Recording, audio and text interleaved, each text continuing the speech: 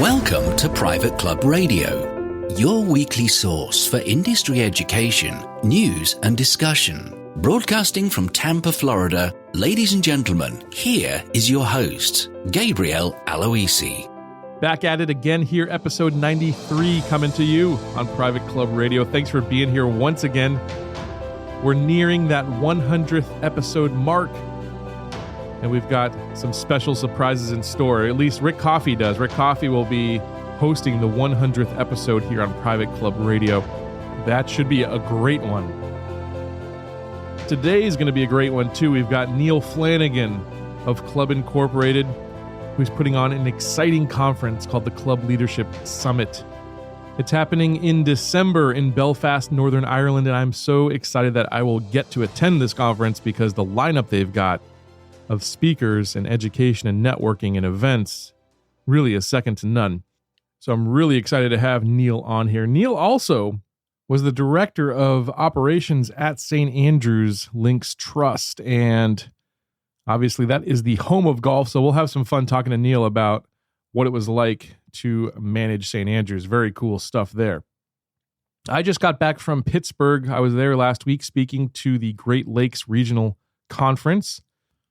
A wonderful group of managers from Pennsylvania, from Ohio. I believe there were some people even from Indiana, and there was maybe some people from New York there as well. So it was just a great gathering of general managers. Norm Spitzig was also a presenter there. He had a one-day conference the day after I spoke and really crushed it. So it was a really well-run conference from opening until closing. The Duquesne Club in Pittsburgh was the host club and just did a stellar job. The rooms there are beautiful, by the way. If you've never had a chance to stay at the Duquesne Club, wow, you've got to do it.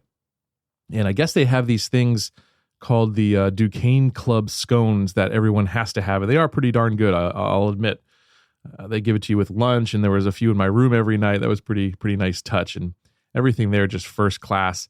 Duquesne Club was a club that was founded, one of the founding members was Andrew Carnegie, and so I admire that man in history, and that was really cool to sort of walk in his footsteps, if you will. So great time there at the Duquesne Club. They also had a progressive networking dinner, so I got to see the Pittsburgh Golf Club, which, as fate would have it, is not actually a golf club. They sold their golf holes back in the day to the municipality. But just a really nice club there. It's almost like stepping into the colonial era when you go in there. That's what it reminded me of anyway. So we had some appetizers there at the Pittsburgh Golf Club. Our main courses were delicious. Those were at the Longview Club, just about 20 to 30 minutes from there. And then we had dessert at Oakmont Country Club. And just to see the history on display at Oakmont, 9 U.S. Opens it's played host to. And they have some just wonderful memorabilia. Things like the balls that people have won the tournaments with. I saw Dustin Johnson's hat and driver from when he won his U.S. Open there, and it was really just filled with history. Just a really cool experience, and the dessert chef just put on an incredible display for us. So what a wonderful event that was. The next evening, we got to go to the St. Clair Country Club, and they had a wine dinner with Eric Asimov, who is the New York Times wine critic. So that was really cool to just taste some of the varietals that you might not necessarily come across and actually get some explanation from someone who's one of the experts in the field. Wonderful conference. All the education was great, and a wonderful host city Pittsburgh was. Just cool. I haven't been to Pittsburgh in a long time. I've really only been there once that I can remember, and I was kind of in and out of it. And it's really a nice city. The weather was great as well. I think we got lucky there. It was middle of October and it was 80 something degrees, but just gorgeous weather, sunny outside. And the city was really kind of cultured, I guess the word is, which I wouldn't have expected from Steel City. You kind of think of it as a blue collar working town, and the restaurants and bar scene were really interesting. And I just had a great time there, gotta say. So it's time to get our featured guest here on the line, Mr. Niall Flanagan of the Club Leadership Summit. All right, I am joined today by Niall Flanagan. He's the managing director at Club Incorporated, and he's managed some of the top properties in the world, including his time as president and CEO of Loch Lomond, Director of Operations at St. Andrews. He's been the General Manager at the Dubai Golf and Racing Club and Director of Golf at Celtic Manor. Niall, welcome to Private Club Radio. Okay, thank you very much. Delighted to be here. Yeah, it's awesome. And, first off, I just want to talk about some of your history, if you can go through it for some of our listeners who might not know who you are, Niall. Yeah, well, unlike a lot of club managers who've gone through the food and beverage direction to get into club management, I kind of took the golf route. So I started with the PGA and was a rules official with the PGA and kind of got promoted up to tournament director.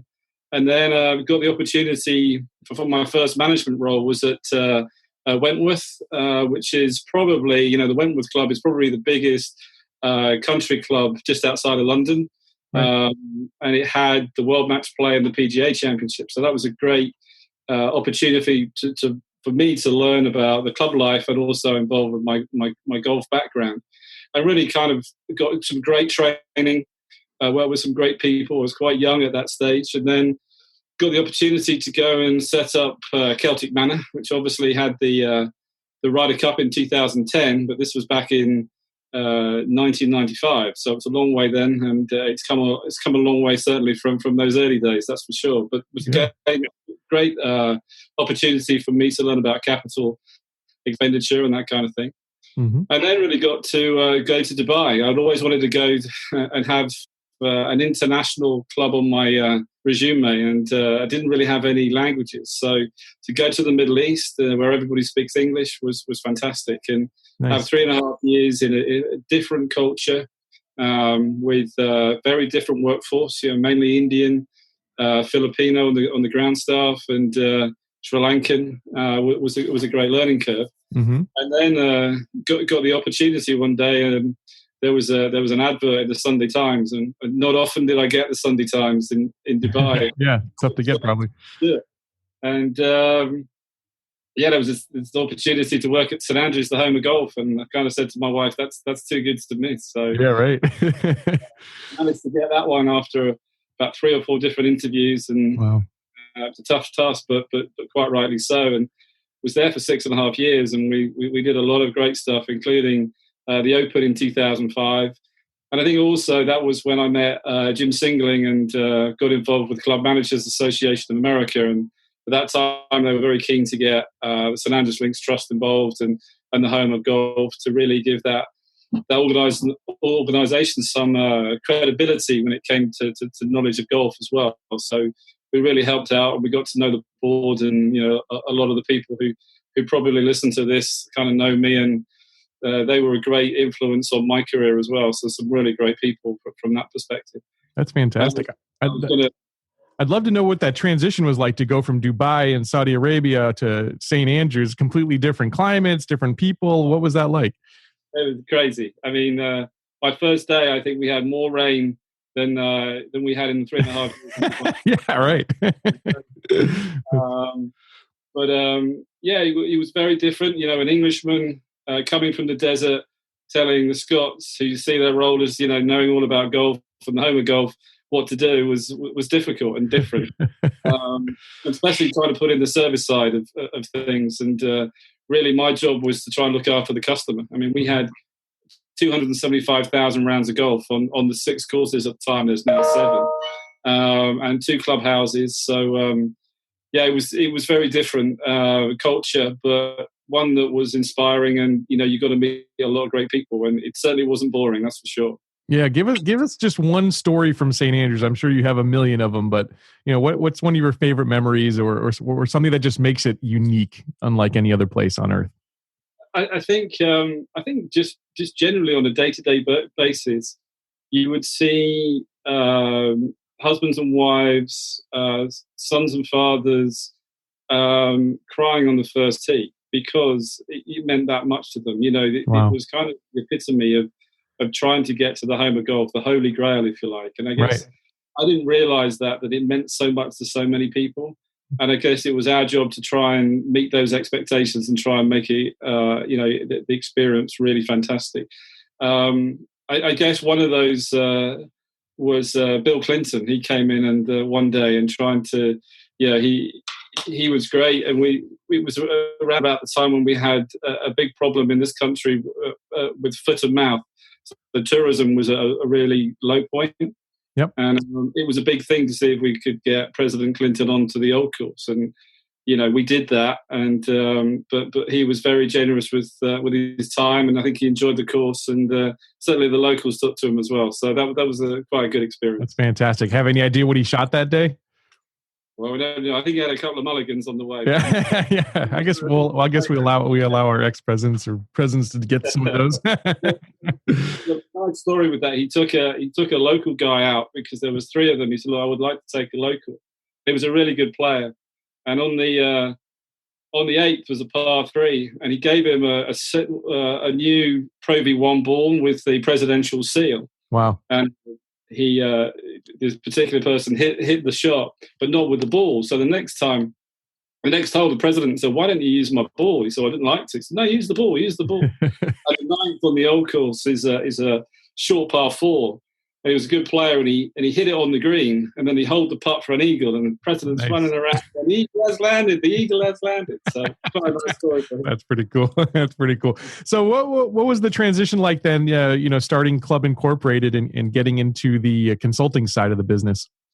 Yeah, very different. I mean, I'd learned a lot from the difficulties we had at Loch Lomond, where Niall, the owner, unfortunately was had his issues, and we were being run by the bank, and so therefore dealing with accountants and with legal representatives in trying to make sure that the club stayed afloat was a challenge, and something that you don't often come up against. And so I learned a lot from that time. And I guess what I wanted to do was with clubs, and working with Dick Coplin and Kurt Keebler on strategy and governance was really important. And I kind of learned a lot from those guys, but also learned from my experiences when trying to get the club through, and how we could actually make sure that the club stayed afloat, and that we could move on to the new ownership, which I'm pleased that it actually did. And so when I left the club, it was really a case of trying to put those skills into place. And I think, from our point of view, trying to find, our perfect customer is an individual who would like a golf facility, but doesn't necessarily know how to run it. In some cases, they're not even golfers. Mm-hmm. They just feel they should have a golf club. And so therefore really, putting the structure in, and then putting the management in around that, which is a lot of fun, but sometimes hard work as well. Oh, I bet it is. Yeah, yeah. Now, I'm really excited for this Club Leadership Summit that's happening here in December. Can you tell us a little bit about that conference and what's going to be in store for folks who attend Belfast? Absolutely. We're really looking forward to having you over, Gabe. And, I think, certainly a lot of the managers have said that they're looking forward to meeting you as well. They hadn't really heard of your service as I hadn't until we met in July. So I think getting the Europeans on board will be great. It was something I picked up from Dick and Kurt, where they had the K2 Summit, where they invited like the 50 top managers from around the country to really network and gel, but also take very talented speakers who aren't necessarily in the industry to speak to these leaders who could run a golf club but wanted to see what else was outside of the industry so they could bring that back into their clubs. Right. And we kind of tried to do that with the Club Leadership Summit. So this is the 6th year, which I can't believe it's been so long. But the first year we kind of ran it by the skin of our teeth, and we were at Wimbledon, and we had some great speakers there. And then we've been at Wembley, Twickenham, Goodwood, and last year at Lord's. So it's very much sporting venues in and around London. But we kind of run out of them. So this year we're going to Belfast, and we're going to the Titanic exhibition, which I have to say is, well, they just told me it's the largest visitor centre in the world now. Wow. Wow. And it's spectacular. What they do for their customers and the customer journey, and people can take as long as about 40 minutes, or some people take 2 hours. It's really worthwhile. And obviously everybody's probably seen the film, so you get a kick out of that. I'm the king of the world. People are probably all doing that there, right? And you can see where it was built, and actually it's built to that point. So Yeah, we're actually Nice. we're having the chief executive speak on the Sunday evening, and it's going to be at that point. So, Cool. That's awesome. Yeah, let's talk about some of the other speakers that you have in store, because it looks like it's just a star-studded event. Yeah, absolutely. Well, for those of you who read my blog, you know that I'm a massive Tottenham Hotspur fan. So Oh yeah, they're currently playing out in Wembley and having this amazing stadium being built. So we've got the director of hospitality, a chap called Andy O'Sullivan, speaking. And really, I've got to know Andy over the last couple of years. And what they're trying to do is, because they're going to have the NFL games and pop concerts, it's about how can we get all types of fans to experience, top quality. So, literally from the subway all the way through to walking up to the stadium and getting your seat, and then the experience of the food and beverage, and getting your hot dogs and getting your Cokes and your beers. How have they been able to do that? And at the same time, encapsulate the noise and the sort of the atmosphere that they're looking for as well, so it's not a dead space, which some new stadiums are. And so that will be really fascinating, and I know a lot of people will enjoy that, because again, looking after customers, and that this year, that's what we're talking about. It's all about customers are key. So from that point of view, that was a stadium experience. We've got Johan Lindeberg, the famous fashion designer, who came in and changed what certainly the young golfers look like. Right. Back in the 90s. It was a bit tight, certainly a bit tight for me. But now he's kind of, he went away from the business and come back, and he's looking at slightly older people and as clients now, and his stuff's really good. So that'll be interesting to learn what he learned from that perspective. Mm-hmm. Those of you who know the Buffalo Agency and the Billy Casper Group, we've got their CMO, Carl Ragsdale, speaking, and he'll be talking about how to engage new customers to the game, because I know that's what Billy Casper is all about, getting people to their 150 properties around the state. So that will be an interesting topic. We've got Alexandra Mearson, who is a fascinating character, nothing to do with golf whatsoever, but has done a lot with the luxury brand LVMH on their e-commerce. Mm-hmm. Yep. And he's actually a watchmaker in the UK. So it's really how those luxury brands have continued to sell their goods to their customers, and how they create new customers as well. Tag Heuer, is that the watch company? Because I know that's part of that group. Yeah, that's the watch company. But the Mearson watches are not part of LVMH. That's his own private. Oh, okay. Kind of does about 2 or 3 days with LVMH, and then the rest of the time he runs his watch company as well. But got it. Yeah. That background is something unique. That's unique. Yeah, totally. Yeah. I love the diversity of the different industries that you're featuring, and I really think it's going to be a well-rounded few days there in Belfast. I know you mentioned the Hotspurs, so we can't talk to Niall Flanagan without talking about the Hotspurs. What are your prospects here, Niall, for the coming few months here in the Premier League? It's the Wembley curse. We can't win at Wembley. So this week we're at Bournemouth. Bournemouth are coming to Wembley. So the problem is a lot of these teams will never play at Wembley. So, it's like their cup final. So every week when we're at home, we have to go up against them trying the hardest. So I think we're going to... we haven't lost away yet, so that's been good. The team is very solid. We have a great manager. We just have to pray that we keep in the Champions League spot. Would be good, ready for the next season and the next stadium, which would be great. Yep. Yeah, absolutely. Well, I just want to direct our listeners to your website for the conference, which is going to be clubleadershipsummit.com. Very easy to remember.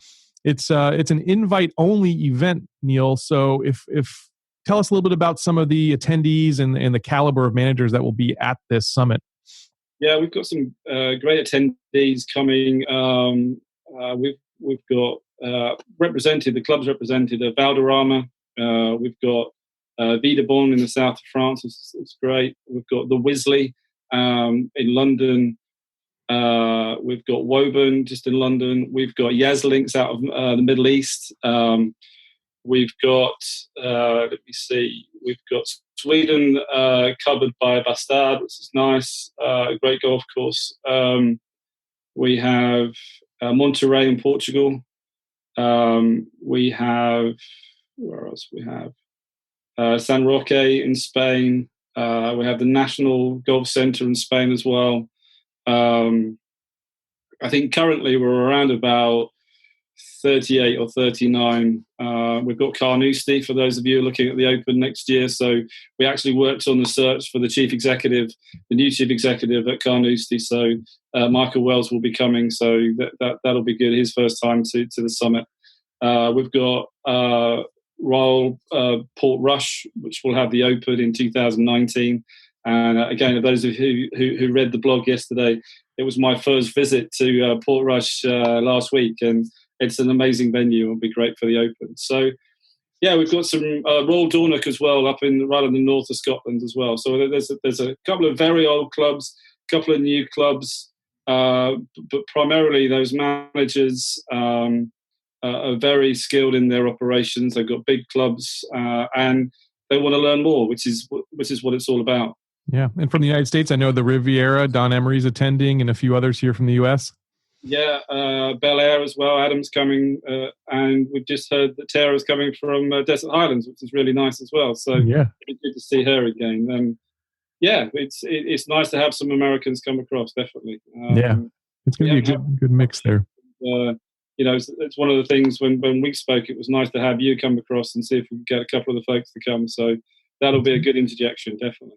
Yep, I'm looking forward to doing a little live private club radio, talk to some of the speakers, and really cover this incredible event that you're putting on. And once again, the website is clubleadershipsummit.com.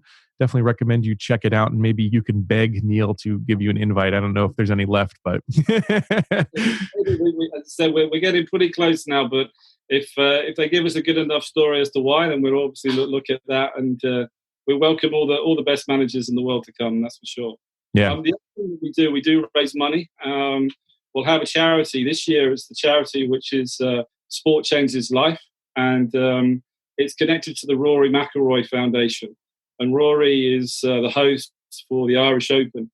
And this year, the foundation raised over £500,000 and gave it to Sport Changes Life, which is fantastic. So we're going to have some auction prizes that we'll put on the website, and they'll be pretty spectacular. Last year, we had opportunity to play at Pine Valley and Merrion, which is really nice. Sure. We had the opportunity. One of our partners is Pacific Links, and they played at the Pacific Links Champions Tour event just a couple of weeks ago.